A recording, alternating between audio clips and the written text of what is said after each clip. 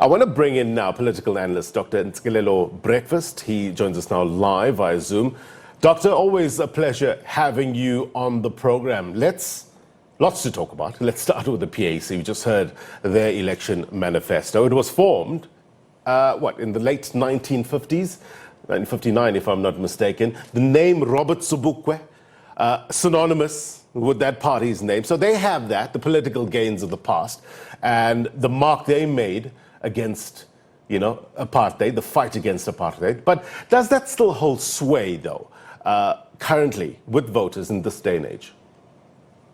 Yeah, so the PAC was established precisely because of the issue of political identity within the ANC, because some people were unhappy about the fact that the ANC was accommodating a lot of people, and people started talking, people like Anthony Limbete, Robert Sobukwe, and so on, started talking about Africa for Africans, that the African continent belongs to the majority of people who live in it. But the progress of the PAC was short-lived, because just after it was established, it was banned. And then after the death of Robert Sobukwe, it was affected by issues of factionalism and so on. And then the other issue that has affected the PAC has been the fact that the PAC has failed to reposition itself in post-apartheid South Africa. It has failed to make itself relevant to the majority of the people. In 1994, the PAC took a strategic advantage of the fact that there was no political party that was speaking about the land reform. And then they spoke about the issue, but then they did not contextualize their philosophical tradition of Pan-Africanism and make it relevant to the African masses. And because of that blame, I think that a lot of members of the PAC, in particular, the young ones, have walked away from the PAC and have joined the EFF. So the PAC has lost a lot of members to the EFF, and also the EFF has taken advantage of the fact that the footprint of the PAC is not felt in poor areas in the country, and they have appropriated, ideas of the PAC. For instance, the issue of the land reform. I mean, I say this out of respect. It was not pioneered by the EFF. The EFF took it away from the PAC. The issue of, affirming the African identity. It was also not pioneered by the EFF. The issue of Black consciousness, as advocated by the PAC.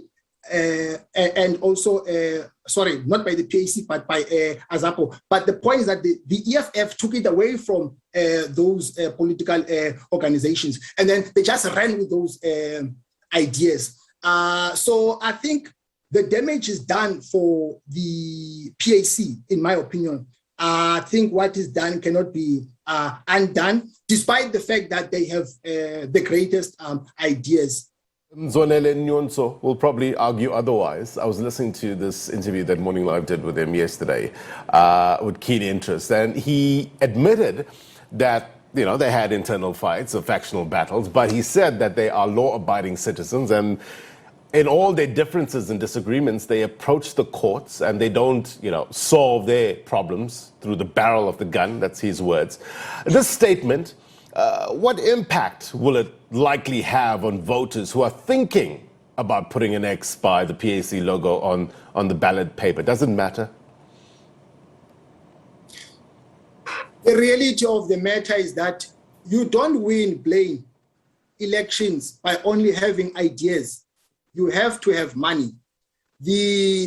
Like I said earlier on, the political footprint of the PAC is not felt on the ground. I think, I mean, a lot of people, if you can at random ask them, what does the PAC stand for? I can bet my bottom dollar, they wouldn't know. I think the EFF, as you know, it is more popular than the PAC, and it should be the exact opposite, because the PAC is a liberation movement. So who currently, who's their constituency? Who's their base? And I guess one of the big questions is, how loyal are they to the party? They've got a narrow base. The electoral base of the PAC, in my opinion, is confined to institutions of higher learning. I think PASMA, which is a component structure of the PAC, is the one that is still vibrant. I'm not sure if PICO, which is a youth formation of the PAC, is felt on the ground. So they've got a narrow electoral base. That's why, for instance, their seats at local government level, even at national government level, they've been shrinking. Look, no doubt, it is tough to capture the imagination of an ever-changing electorate, specifically here in South Africa. At this stage of the game, what is needed from political party leaders? An inspirational speech, a frank and honest speech outlining pros and cons, or both? What would inspire confidence, sir? Yeah, look, Blaine, you know, being an ideologue is not good enough. It's good to have ideas, but to have access to political power, you need more than that. You need strategies and tactics.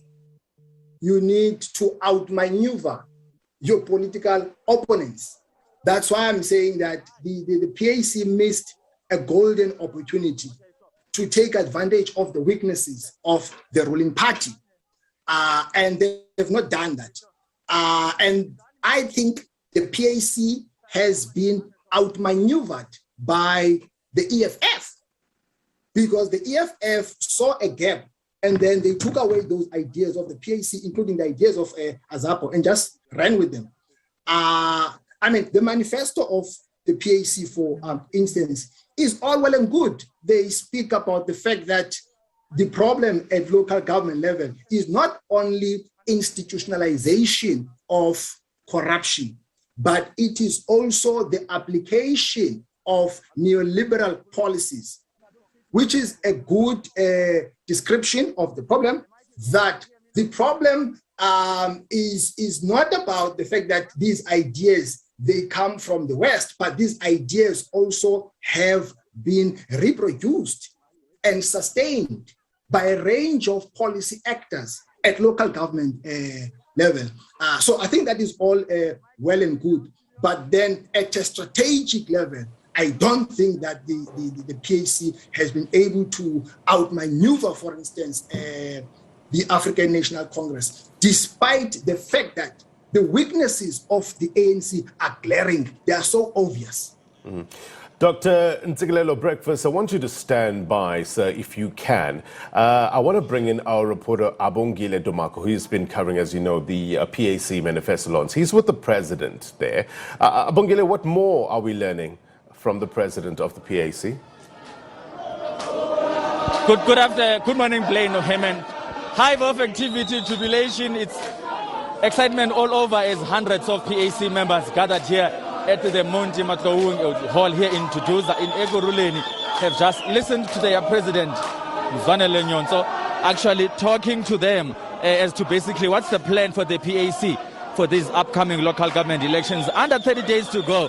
Yes, indeed, we saw Mzwanele Nyonso taking to the podium, addressing the members of the party. He joins us now to actually further expand on what he was talking about. Take us a good morning and thank you so much for your time. Basically, you delivered your manifesto. Where to from here? Straight to the people, straight to the masses, straight to the campaigns. We're kicking our campaign tomorrow. I'll be in Eastern Cape, and we won't stop until the 1st of November. Going straight to the African people, telling them to vote for the PAC. They have all the reasons to vote for us. We are ready to govern. 7 pillars you've put here. Isn't it a bit too ambitious? Are you going to manage? Yes, we will. It's very easy. As long as you have credible and good candidates with good track record. There's nothing wrong. There's nothing difficult to implement. As long as candidates and councillors understand the plight of our people, as long as they understand local government, because local government interface directly with the masses, it won't be difficult to implement them. Some are still not sure what's going on about the PAC. There's a court order that is out which authorizes you or assures that you are the president of the PAC. One moment to say a few words or two to those who are still reluctant. No, there's only one leadership, there's only one PAC, and that PAC is united. But we are making a call to everyone, who, whether it was consciously or unconsciously working against us, they must come home. They are welcome to come home. They must come and join PAC. We need each other more than we do not need each other. This country needs a united PAC for the land to return to its rightful owners. Mtate Mphahlele, as he was talking to you here, he said you've got a golden opportunity to take the PAC of Robert Magaliso Sobukwe to the next heights. That's a huge challenge. And that is true. That opportunity is presented by the fact that themselves, as former presidents of these organizations, are fully behind this leadership. That opportunity is presented by the fact that all leaders of the PAC, all founders, all ex-Robben Islanders, all icons of this movement are behind this leadership of the PAC. That means we are going to take this party really to the next heights, and trust me, we are going to make a great impact. When I initially arrived here, I could see no one at the hall. Now the hall is packed to capacity. What do we learn from this today? In fact, what we must do, we must just be punctual with time. Otherwise, as I'm speaking to you, we've just received calls.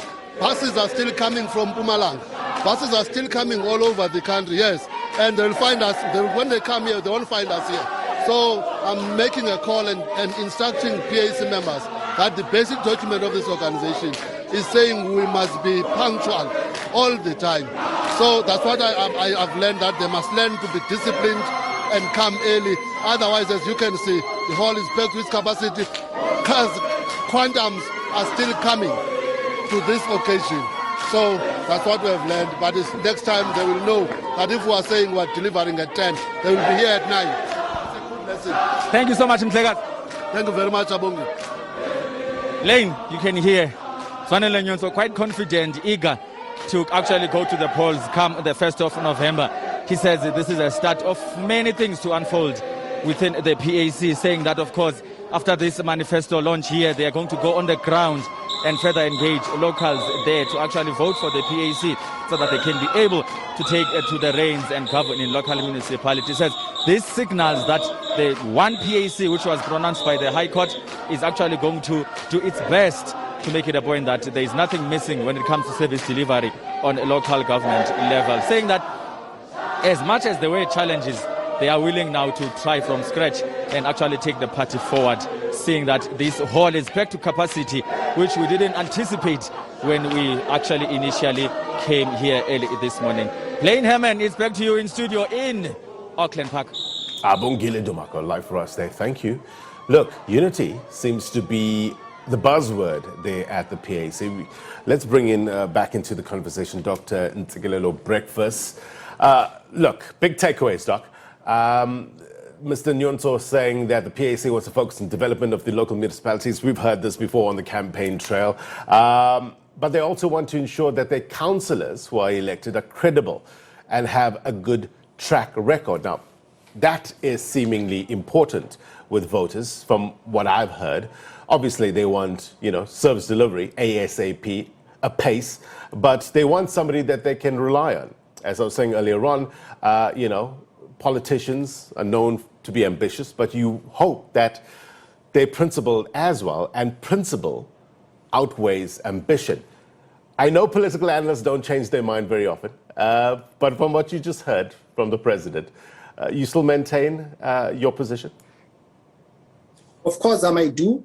On a lighter note, Abongile was making fun of the fact that how many PACs does the organization have? It seems as if there are many PACs within the same organization. So I don't think that the majority of people, they take the PAC seriously. You know what I mean? Let's be honest. The political footprint of the PAC is not felt on the ground. Yes, the PAC does have a track record of liberation struggle. It is a liberation movement. It was in the trenches.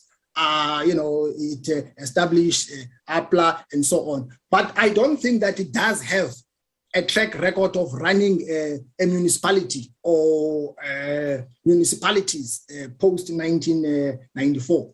I've got mixed feelings about the prospects of the electoral performance of the PAC. Look, we know about the issues that the PAC has with regards to leadership, and we know the general sentiment is that leadership, good leadership, is about accountability and consistency. But I wonder in terms of, and this is a segue now to the UDM, whose election manifesto is coming up. General Bantu Holomisa will deliver that election manifesto. Personality politics, Doc, what role does it play in local government especially?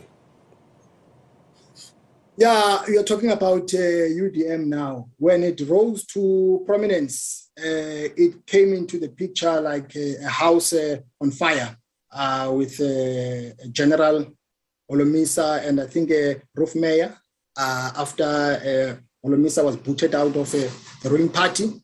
But then it shrunk in terms of its support base. I think there is a tendency, like you said, that some of the opposition parties,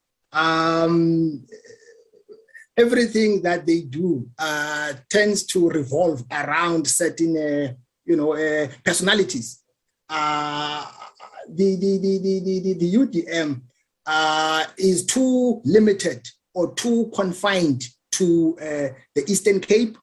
I don't think that they have a strong footprint throughout the length and the breadth of the country. It might pose a threat to the electoral performance of the ANC in the deep parts of the Eastern Cape, like maybe in Umtata, because I think General Bantu Holomisa is from that area, so he might be popular there, and maybe in other villages. But in other parts of the country, I don't think that they're going to do well. And maybe also in the Nelson Mandela Bay, I suspect that they're going to get some few seats there, and maybe they might contribute to some of the possible coalition arrangements there. Yeah. Elections in any country, Doctor, has the potential of dividing a nation. From the campaigning that you've seen so far, do you think we as a nation will be suffering the consequences of a highly contested election? I get the sense that the majority of people hold the view that there have been enough political reforms since 1994, which have been part of our political transition to democracy. And that has made our democracy to be very narrow or very minimalist. And there have been little economic reforms, on the other hand, to reach out to those who were historically oppressed. So I think we need to reimagine economic prospects for our democracy, because a lot of people are threatening to stay away from the polls because their living conditions have not improved. I'm not saying that I am in support of that, but that is the possibility. Like young people are bearing the brunt of COVID-19, unemployment, women as well. So in order to make, because we cannot limit democracy to elections. Democracy is more than that. So in order to make our democracy work, the structural issues, they must be addressed. What about the optics in terms of elections? Generally, political parties love getting bottoms on seats at rallies. It's great for optics, I guess. Some might argue that that does not necessarily give a party an accurate indication of actual votes. But now with COVID-19 restrictions and on the aspect of campaigning, how does that change the game for parties? Yeah, I think the issue of holding large political rallies under the current circumstances is a thing of the past.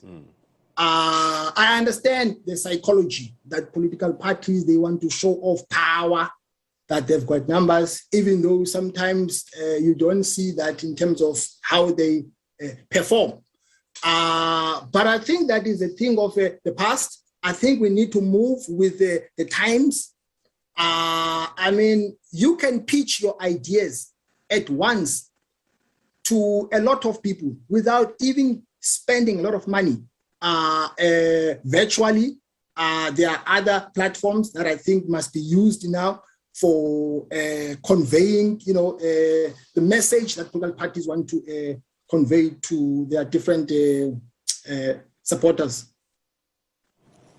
Look, from what you've seen, Dr. Ntsikelelo Breakfast, a number of parties contesting. Some would call it robust, some would call it intense campaigning. But does it point, and we have the IEC announced yesterday, over 300 political parties that will be contesting in these elections. Does it point to a maturing multi-party democratic system of governance? Yes, it does.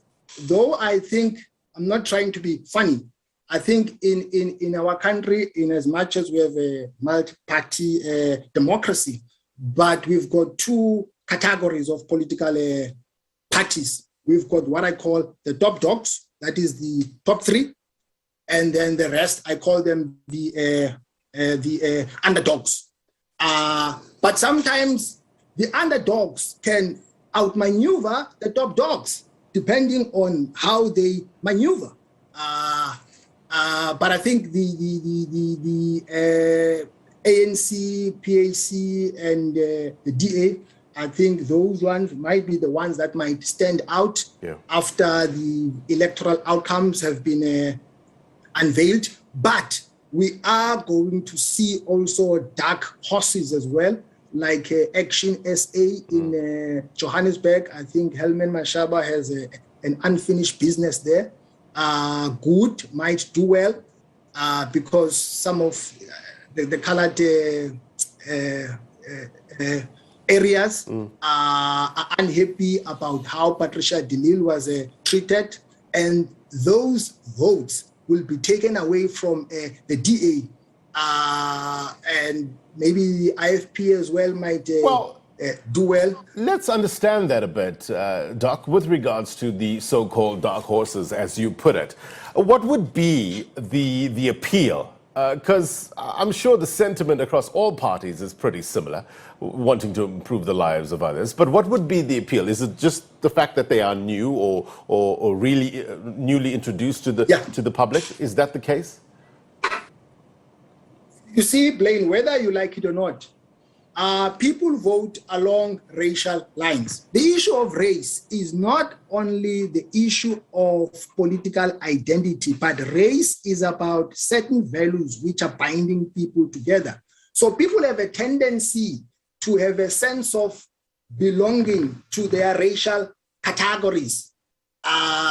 So all racial categories, whether you like it or not, they've got strategic interests. Black people, white people, and so on. For instance, I think, the majority of Black people, if you ask them at random, they will say, no, we support the economic reforms of transformation in relation to gender, race, and class, and so on.